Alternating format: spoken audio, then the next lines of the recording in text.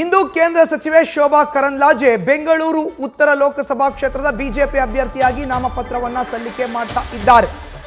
ಬೆಂಗಳೂರು ಉತ್ತರ ಲೋಕಸಭಾ ಕ್ಷೇತ್ರದ ಬಿಜೆಪಿ ಅಭ್ಯರ್ಥಿಯಾಗಿ ಕೇಂದ್ರದ ಹಾಲಿ ಸಚಿವೆ ಶೋಭಾ ಕರಂದ್ಲಾಜೆ ನಾಮಪತ್ರವನ್ನ ಸಲ್ಲಿಕೆ ಮಾಡ್ತಾ ಇದ್ದಾರೆ. ನಾಮಪತ್ರ ಸಲ್ಲಿಕೆಗೂ ಮುನ್ನ ವಿಶೇಷವಾದಂತಹ ಪೂಜೆಯನ್ನು ನೆರವೇರಿಸಿದ್ದಾರೆ. ಸಂಜಯ್ ನಗರದ ರಾಧಾಕೃಷ್ಣ ದೇವಾಲಯದಲ್ಲಿ ಪೂಜೆಯನ್ನು ಮುಗಿಸಿ ಈಗ ರೋಡ್ ಶೋ ಮೂಲಕ ನಾಮಪತ್ರ ಸಲ್ಲಿಕೆ ಮಾಡಲಿಕ್ಕೆ ಆಗಮಿಸ್ತಾ ಇದ್ದಾರೆ ಶೋಭಾ ಕರಂದ್ಲಾಜೆ.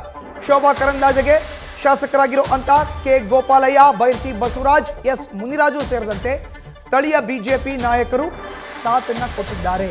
ಇಂದು ಕೇಂದ್ರ ಸಚಿವೆ ಶೋಭಾ ಕರಂದ್ಲಾಜೆ ಅವರು 2024ರ ಲೋಕಸಭಾ ಕ್ಷೇತ್ರದ ಚುನಾವಣೆಯಲ್ಲಿ ಬೆಂಗಳೂರು ಉತ್ತರ ಲೋಕಸಭಾ ಕ್ಷೇತ್ರದ ಬಿಜೆಪಿ ಅಭ್ಯರ್ಥಿಯಾಗಿ ತಮ್ಮ ಉಮೇದುವಾರಿಕೆಯನ್ನ ಸಲ್ಲಿಸ್ತಾ ಇದ್ದಾರೆ. ನಾಮಪತ್ರ ಸಲ್ಲಿಕೆ ಮಾಡೋದಕ್ಕಿಂತ ಮುಂಚಿತವಾಗಿ ಬೆಂಗಳೂರಿನ ಸಂಜಯ್ ನಗರದಲ್ಲಿ ಇರುವಂತ ರಾಧಾಕೃಷ್ಣ ದೇವಾಲಯಕ್ಕೆ ಭೇಟಿಯನ್ನು ನೀಡಿದ್ರು.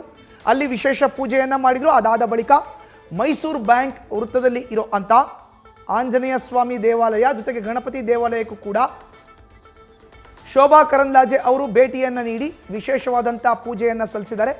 ಇನ್ನು ಒಂದು ಕಡೆ ನಾವು ನೋಡ್ತಾ ಇದ್ದೀವಿ, ದೇವಾಲಯದಲ್ಲಿ ವಿಶೇಷವಾದಂತಹ ಪೂಜೆಯನ್ನ ಸಲ್ಲಿಸ್ತಾ ಇದ್ದಾರೆ ಬಿಜೆಪಿ ಅಭ್ಯರ್ಥಿ ಶೋಭಾ ಕರಂದ್ಲಾಜೆ.